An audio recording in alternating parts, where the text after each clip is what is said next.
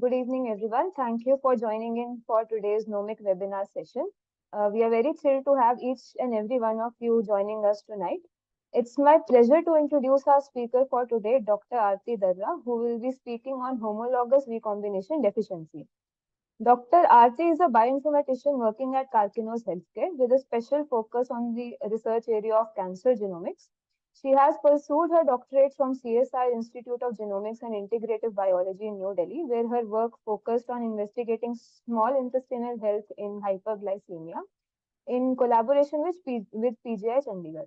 Her PhD work was actually recognized extensively, and she was also awarded the prestigious Young Investigators Award by the Indian Society of Gastroenterology in 2022.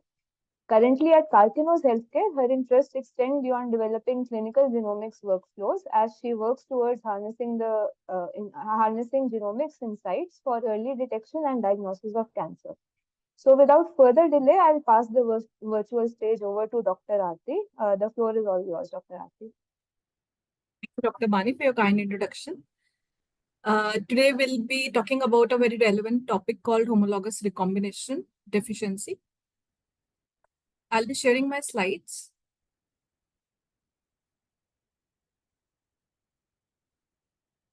Are the slides visible? Yes, Dr. Aarti, go ahead. Okay, thank you so much. Yeah, so today my name is Aarti Darra. I'm working as a bioinformatician at Karkinos Healthcare based out of Bangalore.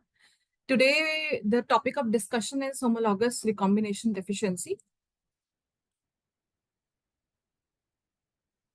We are in the era of precision medicine where the goal is to determine the effectiveness and safety of therapies which match to the treatment as per the biology for which it is defined. And to accomplish this, we rely on molecular characteristics that could help us in diagnosing, providing the prognosis, or providing the safety of the intervention. And these molecular characteristics are called biomarkers. Biomarkers are objectively measured and they provide us the indication of the normal biological process or a pathological condition. Now, one such biomarker is homologous recombination pathway, also known as HRD. So when a normal cell divides, it replicates its DNA. And a cell has a number of non-overlapping redundant pathways called surveillance mechanisms that ensures that the copied DNA is very similar to the original DNA. But when these surveillance mechanisms become defective, it leads to accumulation of more errors, more alterations, finally leading to the malignant transformation of normal cells into a tumor cell. And this is one of the hallmark of cancer. This is very popularly known by a term called genomic instability, wherein a cell has accumulated number of alterations transforming into a tumor cell. And as I already told, a cell has multiple redundant non-overlapping pathways to repair the errors. And these pathways are broadly categorized into 4 categories. And of these 4, the double-stranded DNA, double-strand break repair is the most cytotoxic lesion. A cell has 2 different mechanisms to take care of repairing the double-stranded breaks. One mechanism is a high fidelity called homologous recombination pathway, and the other is the non-canonical alternative pathway called the non-homologous end joining, and this pathway is an error-prone pathway. So explaining the differences between the 2 pathways, when we speak about the homologous recombination pathways, when we speak about the homologous recombination repair, it starts with the resection of the DNA to create the 3' single-stranded overhangs, which is not the case with the non-homologous end joining. In non-homologous end joining, the ends are mostly protected from resection. Moreover, this homologous recombination pathway, it is active only during the G2 and S phase of the cell cycle because it is dependent upon the sister chromatid for repair. Whereas when we talk about the non-homologous end joining, it is mostly active throughout the cell cycle because it is not dependent upon the template to repair. Now, because the non-homologous end joining is not dependent upon template, it introduces lot of insertions and deletions within the genome, creating a condition which we discussed called genomic instability. This homologous recombination pathway will be the major topic of discussion in this presentation. This pathway is a very complex pathway and is a slow process wherein multitude of proteins are involved at different steps, right from sensing the DNA double-stranded DNA damage. It starts with the proteins called ATM, ATR, and CHEK1, followed by cascade of signaling events wherein multiple protein complexes come together to finally repair the double-stranded break. Around 30 proteins are involved in homologous recombination pathways, of which the role and mechanism of BRCA1 and BRCA2 is comprehensively studied and is very well known. And in a study of around 17,000 solid tumor specimens, it was found that the other proteins which are involved in homologous recombination repair and are highly mutated are mostly ARID1A, ATMs, CHEK1, BRCA1 and BRCA2, RAT51, and PALB2. So basically, what we understood from this is that HRD is basically a phenotype wherein a cell has become incapable of repairing the double-stranded breaks using the HRR pathway. And there are multiple causes of the homologous recombination deficiencies. The first one is the genomic perturbations which are introduced in the HRR pathway genes.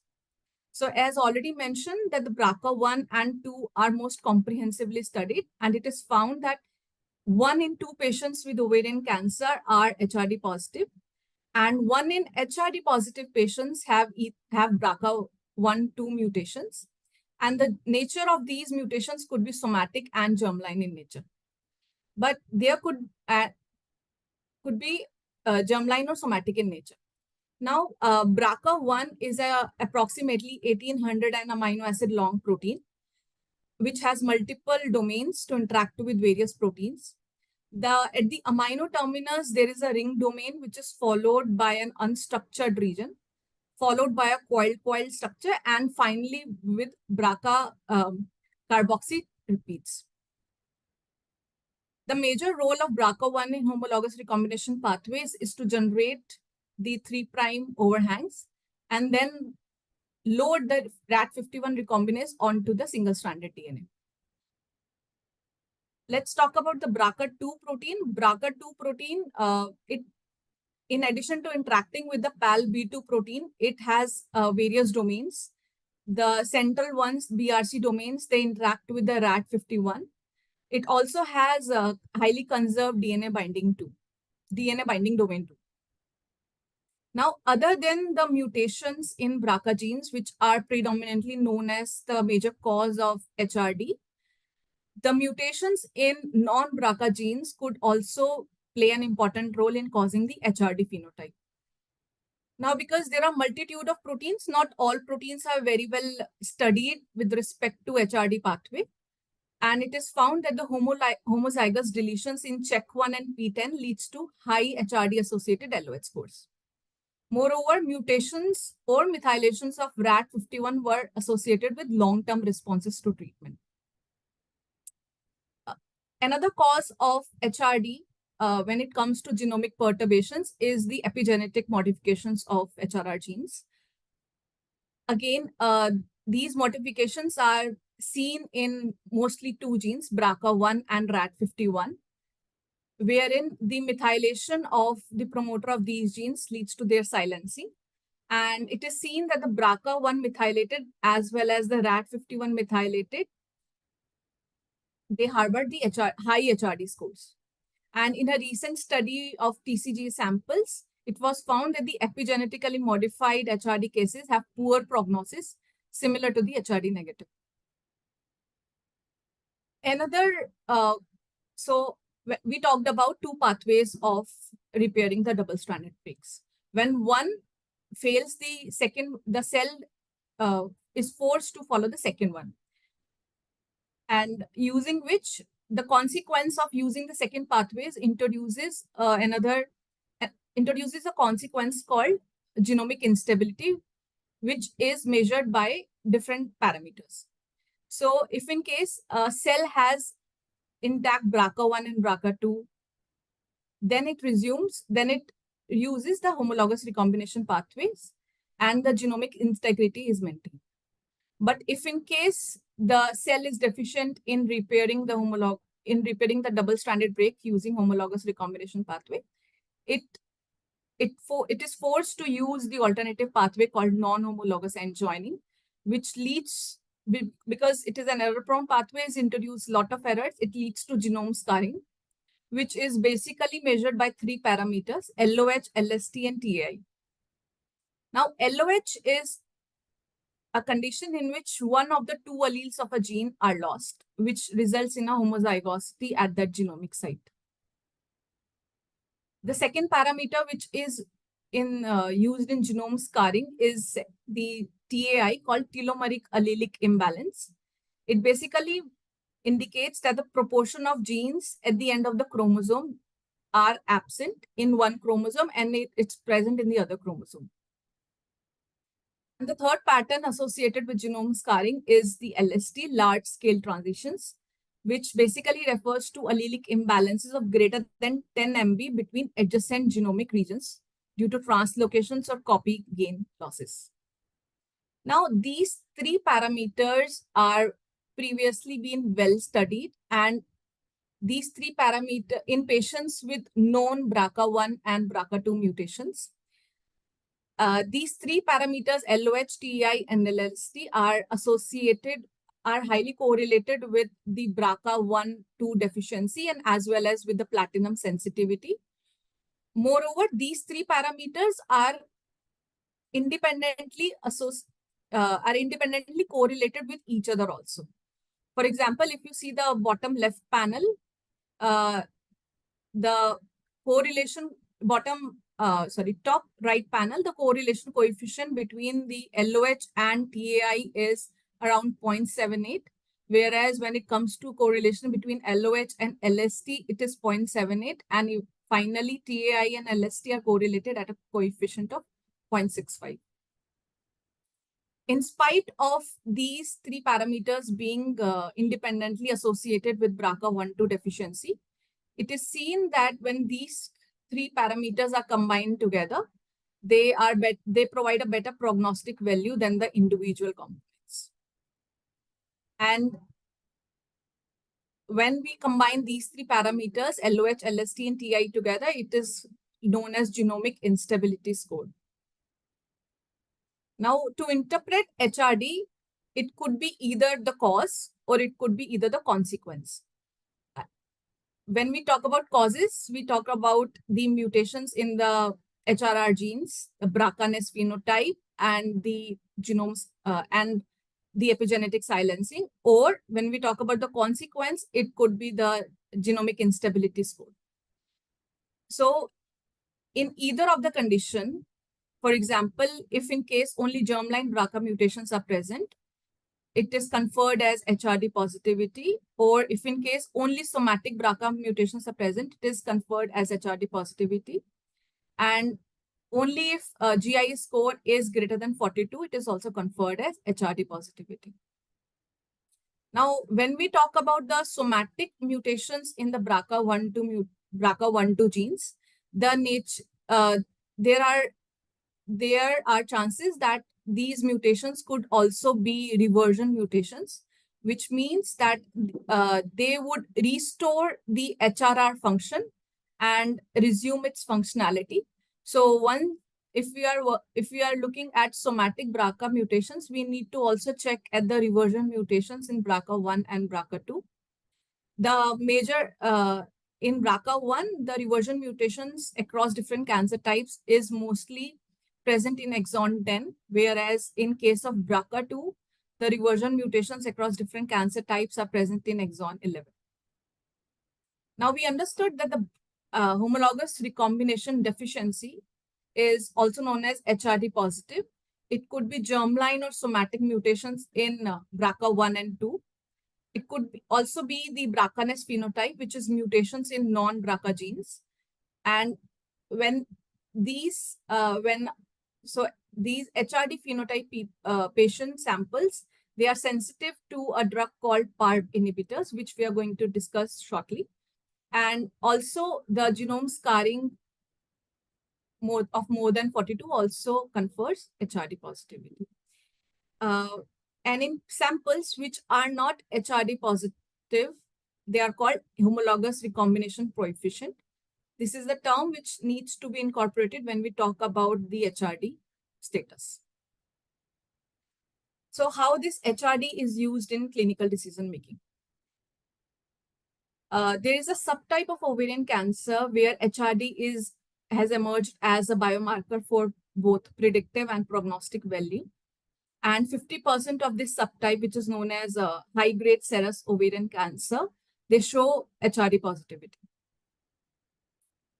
Now, when we talk about a prognostic marker actually informs about the cancer outcome independent of the treatment received. And a predictive biomarker provides the likelihood of a response to chemotherapeutic intervention. For patients who are HRD positive, for their treatment, PARP inhibitors are approved by European medicines agencies and by FDA for management of high-grade serous ovarian carcinoma in different clinical settings. These PARP inhibitors are approved as first-line maintenance therapy to treat women who had a complete or partial response to the most recent treatment with chemotherapy. It is also used as a second-line maintenance therapy for platinum-sensitive relapse disease. And it is also approved as a monotherapy treatment for high-grade serous ovarian carcinoma with a BRCA mutations or a positive HRD test after 2 lines of therapy. Now, these PARP inhibitors have been approved at different time scales, starting with the olaparib. Here, the blue ones are the ones which are approved by the EMA, and the green ones are approved by the FDA. Eventually, as you move from 2014 to 2020, you will see that not just a single PARP inhibitors is being used, but eventually it has led to a combination of PARP inhibitor with another drug called angiogenic agent, which is called bevacizumab, because eventually with PARP inhibitors, these resistance the resistance has already been seen, which is being taken care by the angiogenic agent. So when we talk about the usage of PARP inhibitors, how does it function? PARP inhibitors, the mechanism of PARP inhibitors is mostly using synthetic lethality, which is a mechanism wherein when we introduce 2 conditions in a cell, it is forced to die. For example, when a cell is deficient in repairing using the homologous recombination pathways, introducing PARP inhibitors would ensure that the single-stranded breaks are also not repaired, which eventually convert to double-stranded breaks and leading to accumulation of double-stranded breaks and eventually the apoptosis of the cell. So HRD,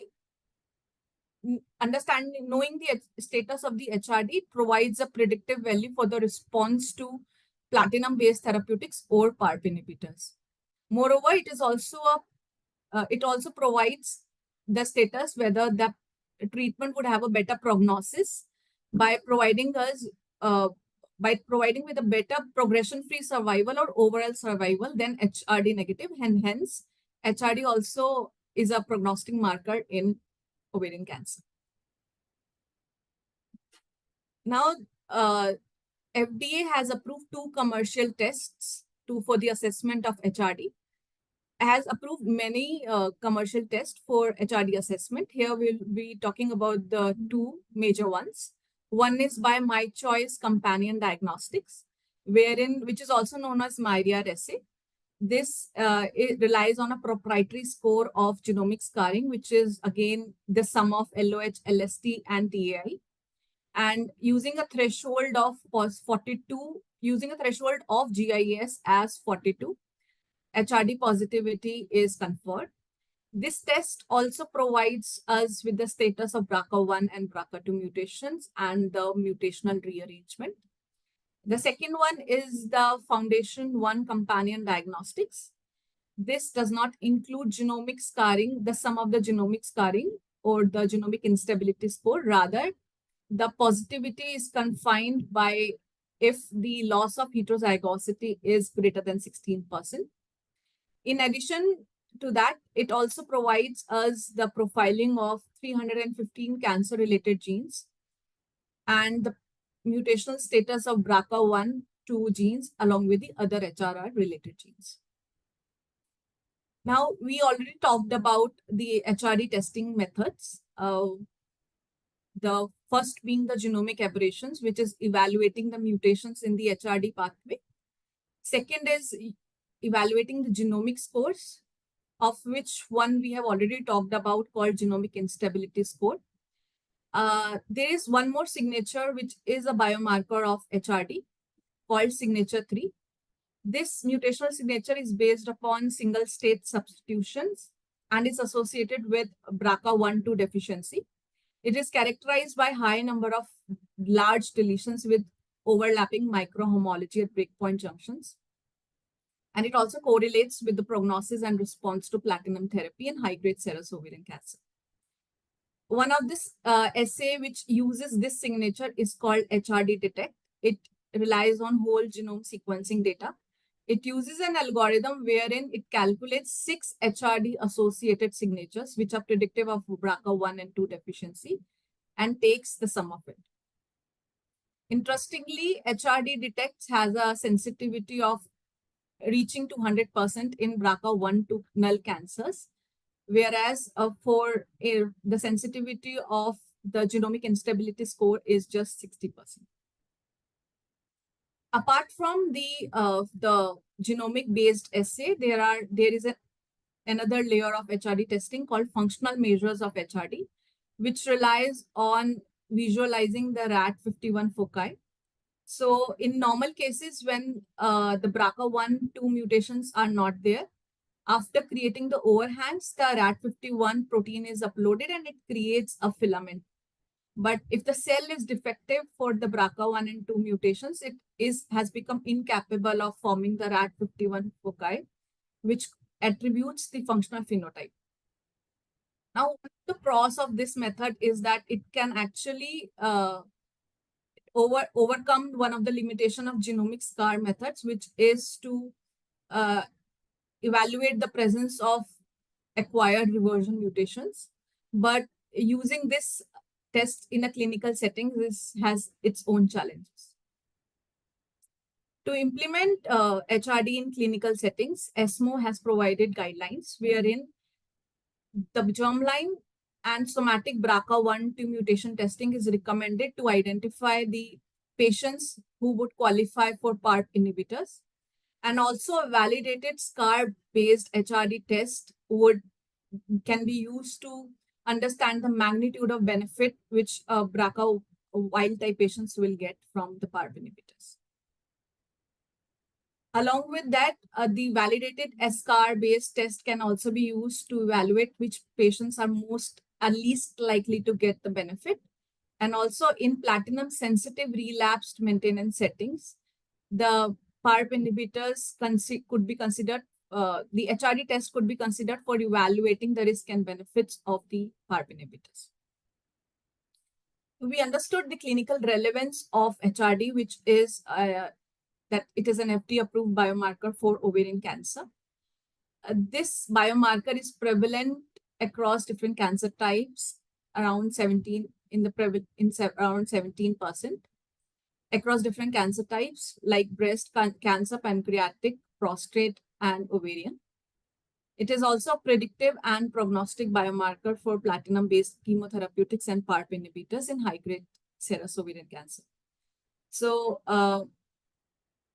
before we end up this presentation, I would like to introduce that there are still challenges in which the HRD is defined, measured, and reported in clinical settings. So when it comes to defining HRD, um, there are different definitions which are used when it comes to scientific community or medical community. There are terms called BRCA-less, BRCA-like genome scarring, which are used to depict the HRD. But there are still confusions, so much so that sometimes there are misaligned definitions, and the mutations in HRR genes are often used interchangeably with the HRD phenotype. Next, when it comes to evaluating HRD in routine clinical practice, there are again various challenges. For example, you can see here these are the clinical trials where the HRD phenotype, where the different methods for HRD testing were used with different drugs. So, for example, in the clinical trial called VILIA, um, uh, when it comes to evaluating HRD in clinical practices, there are different methods which are used in different clinical trials. For example, in clinical trials like SOLO, wherein the germline or somatic BRCA1-2 sequencing was used. But in case of PRIMA, Myriad, My Choice, and also in the case of Paola, Myriad, My Choice assay were used. But later on, when it comes to Ariel 2 and 3, the different assays which were used called the LOH, which was exceeding 16% or 14%. Moreover, in one of the clinical trial, there is a new method wherein the combination of PARP inhibitors is being observed with the immune checkpoint inhibitors.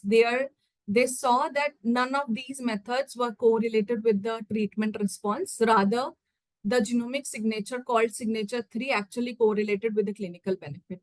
So evaluating HRD in clinical practice needs more streamlining.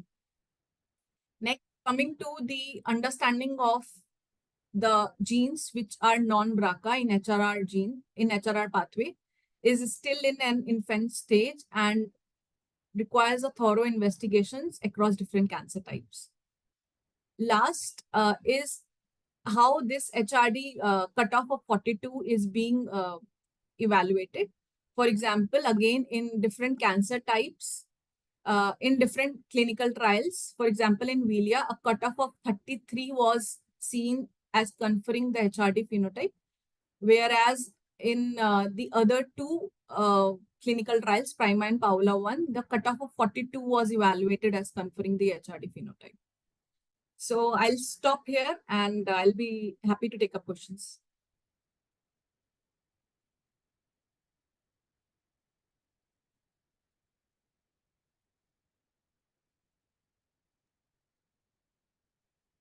Thank you, Dr. Aarti, for that very insightful talk. The floor is open for questions for the audience. I request everyone to either drop in their questions in the chat box, or you can ask them directly to Dr. Aarti also.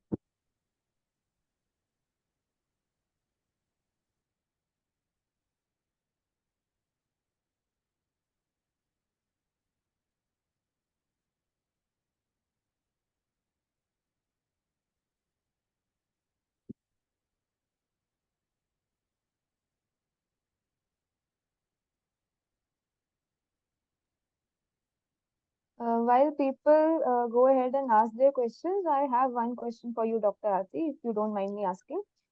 Is there a way that HRD can be reversed or compensated by other pathways? Normally, a cell has already a mechanism for uh, for compensating for the deficient HRR pathway called non-homologous end joining. And to take care of the reversal, there could be uh, mutations which could result in restoring the HRR functionality. And they would also be providing resistance to the PARP inhibitors.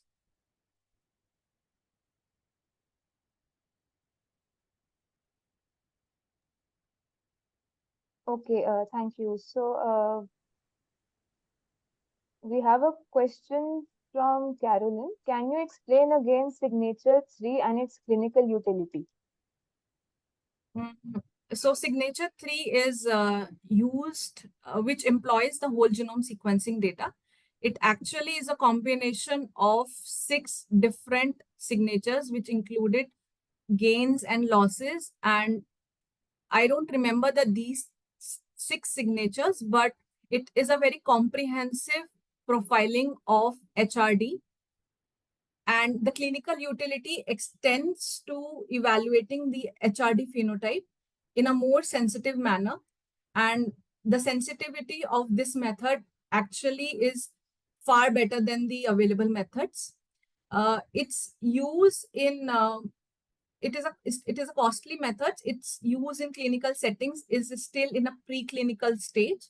So commenting upon its utility in the clinical setting is very early to comment on. We have another question. What is the difference between HRR and HRD testing, and are they done using the same protocol? Yeah, so as I clearly mentioned, there are misaligned definitions of HRR and HRD.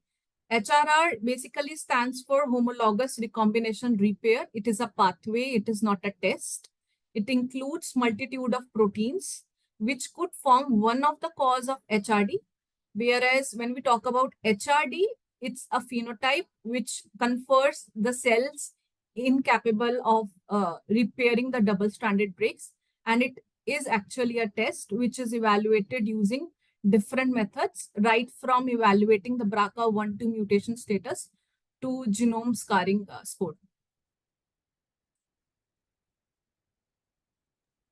We have another question in the chat box. Is there any physical test through blood source available for this, or the genome sequencing is the only option? Uh, we can evaluate the cause of HRD using the BRCA1 and BRCA2 tests, which is using a blood test. But there are cases when even the absence of BRCA1 and BRCA2 mutations could confer the HRD phenotype. And to reach to that conclusion, genome sequencing is mandatory, because most of the because HRD phenotype is not just the deficiency of the BRCA1 and BRCA2, it could also be deficiency in the other HRR related pathways.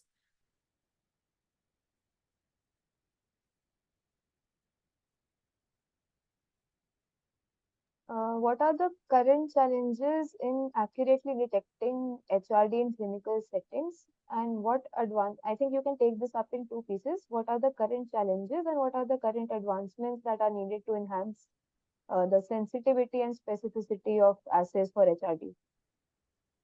Okay, so the first one is current challenges in HRD. Yes, current challenges in accurately detecting HRD in clinical settings. Okay, accurate. So different laboratories have evolved different methods based upon uh, the resources. It's a resource dependent approach to calculate the HRD. Um, the in clinical settings, normally there will be very advancements in calculating the HRD scores.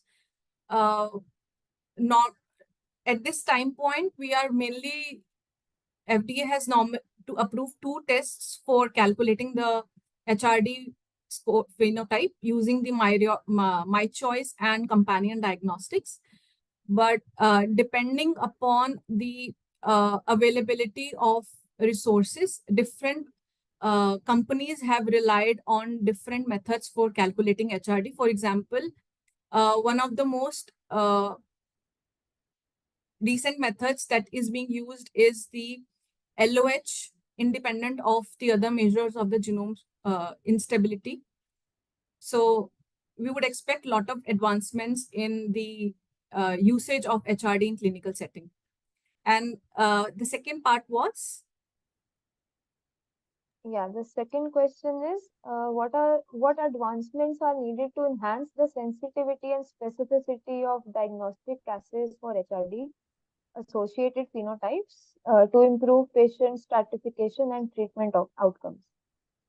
Uh, so this could be answered in three pointers. First, uh,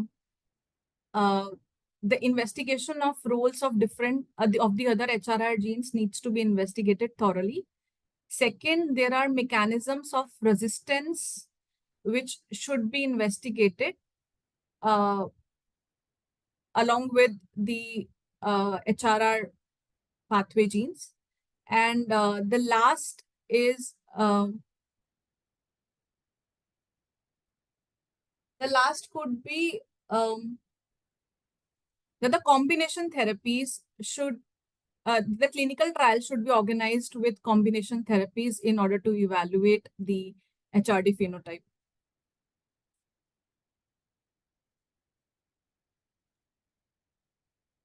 Another question from the chat box. If a patient comes for BRCA1 and BRCA2 testing, should they be recommended to do the HRD panel also? Depends. If in case there is, so normally the somatic BRCA1 is preferred for understanding because the germline BRCA testing would also be accompanied by the genetic counseling, and it also adds a societal pressure.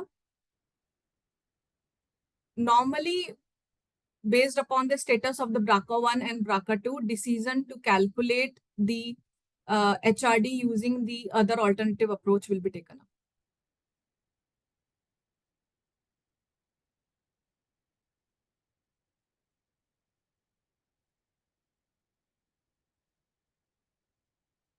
Yeah, thanks, Dr. Aarti. If there are any more questions, please feel free to drop them in the chat box.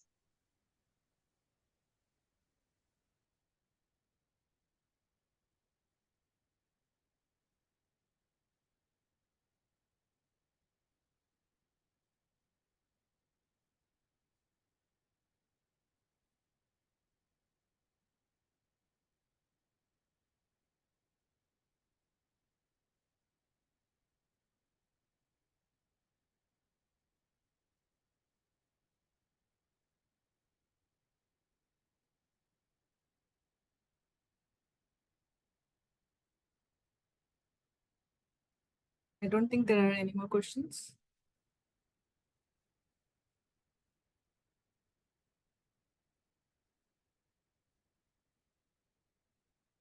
So I think I'll go ahead and ask one more then. So HRD, in your opinion, is it a strong therapeutic biomarker or it will be useful for diagnostic and prognosis as well for different types of cancers? Yeah. So currently, the prognostic and the therapeutic efficacy of this biomarker has only been evaluated in the high-grade serous ovarian carcinoma, but more other cancers which show the HRD phenotype include the breast, pancreatic, and prostate, wherein the efficacy of this as a biomarker is still in an investigational stage.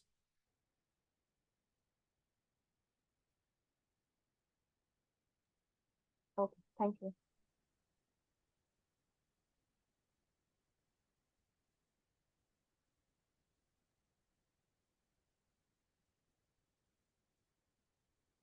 So I guess if there are no more questions, thank you, Dr. Aarti, for that very insightful talk, and thank you all for joining us tonight. And your yeah, okay, I think we have one more question coming up in the chat box.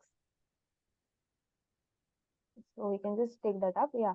So if a patient wants to know about a hereditary cancer test, which is the best test that you would recommend? In case of hereditary cancer type, the patient can go with either the panel sequencing because there could be contribution of any gene or the whole exome.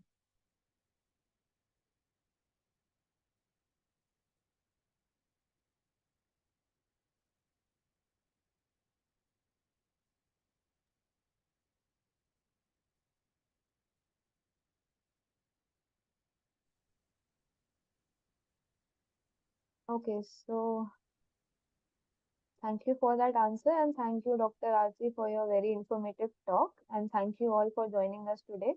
Your engagement and participation make this webinar series truly valuable. And before we wrap up today's session, I would encourage all the participants to post if their questions are still left unanswered on our YouTube channel.